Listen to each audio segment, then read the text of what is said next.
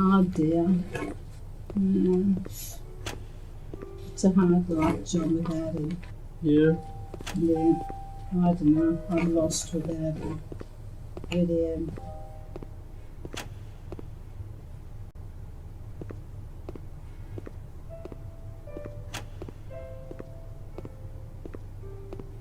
First you do whatever he says. Now, where we go today? I said, Ken, we've been out every day. Yeah, it's good to get out, Ma. Well, I don't know. We've been to too many places and we've got no place to go. So he said, okay, well, we'll get in the car and go somewhere. So, all right, we'll get in the car.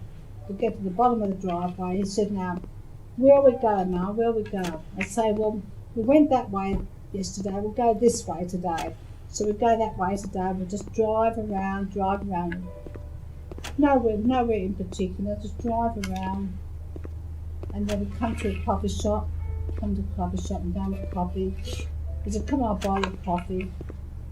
And then we'll have lunch or brunch, whatever the time happens to be. Breakfast, brunch or breakfast, whatever. Yeah, and that's what we did every day. And tomorrow he'd come, same thing. Where we go today, Ma? I don't know, Ken. So we might keep driving south. And then if we find a motel there we'll look at, we'll stop there. We'll go into the motel and that's where we'll stop for the night. And that's what we did.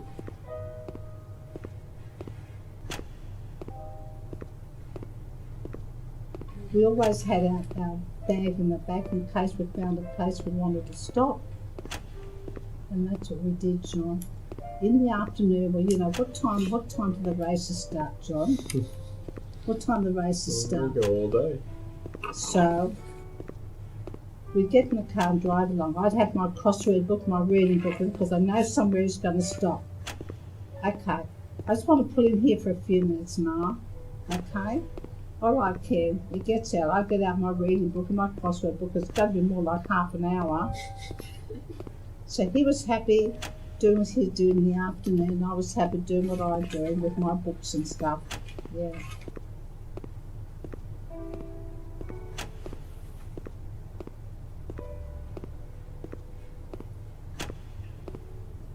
And then one day he was saying, oh, I want to get some petrol in the car. Come for a drive with me while I go down to petrol. I said, Ken, but we only went out yesterday. He said, I'll buy you a coffee. He knows I always like to have a coffee when I went out. So I'll buy you a coffee.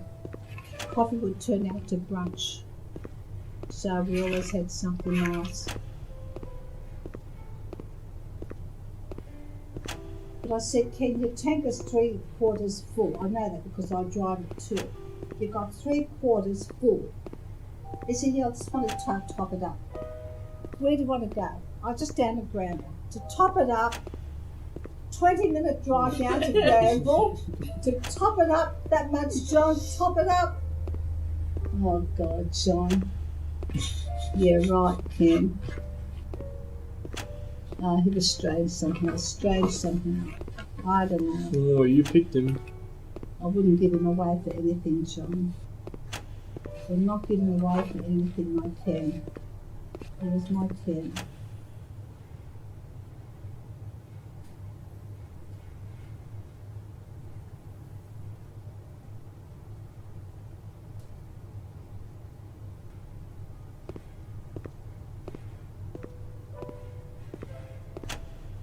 Don't know why he did that to me. It wasn't fair. But he must have been very unwell, John, for a long time because he never complained. He never complained of pain or anything like that. He never complained how unwell he was, John. It was Monday morning. I said to him, all right, Ken, get ready now. And he goes, you know, I don't feel like going, I'm too tired. I said, well, you don't have to drive, I'll drive. I said, just put the seat back, put your head back and go to sleep, I'll drive. So we did that. But at the end of that day, he was quite tired. So we had our dinner and actually the tennis was on that time in Melbourne. So we watched the tennis for an hour before he decided to get into bed. Yeah. So he did that. But the next morning he woke up. He woke up before me. I said, can you awake already? He said, take me to hospital. Just like that. He never said anything about his sleep. He said, take me to hospital. So he popped up. But we raced down the freeway and that, got to the hospital. They made him comfortable. They just made him comfortable. Yeah.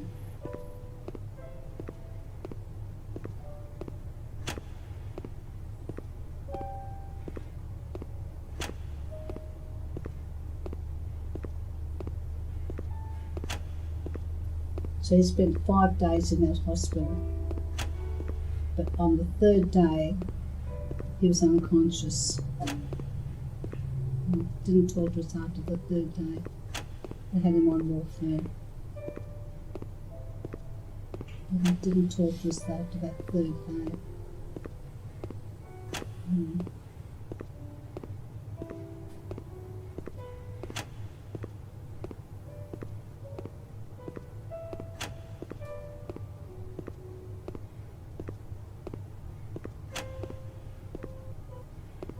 For the last 2 days, we weren't able to speak to him because he couldn't answer us.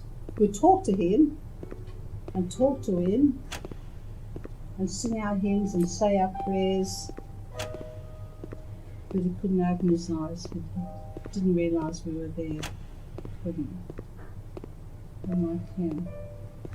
And that made me feel very sad because why couldn't I see, because I was with him all the time here. Why couldn't I see how unwell he was?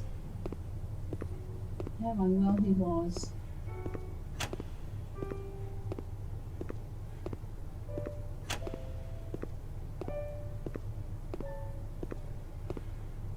At that time, they weren't allowing people into their rooms, and they allowed no visitors. But they allowed one of us to go into the room at a time. So when I was there and someone else had come in to take my turn, and the doctor came in and he'd seen how unwell Ken was. He was really unwell, he was out to it. And they still would only let one or possibly another one to come to change over. And the doctor said straight away, he called the head nurse in. He said, the family can come and stay here in the room for as long as it takes.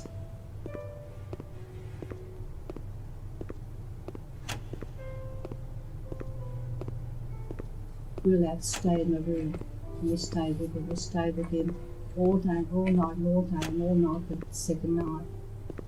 And at 5:30 on that second morning, we were all asleep there in the room. And they never said go, we were very quiet, and they were very orderly, very quiet. And they said, yeah, Jennifer was the first one awake, and then I was sharing the lounge with somebody else. I was sharing the lounge, and Jen said, Mum, I think he's gone.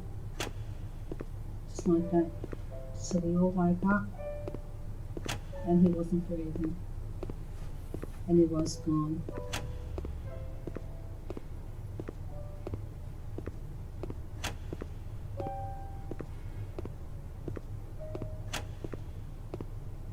That was the end of my care.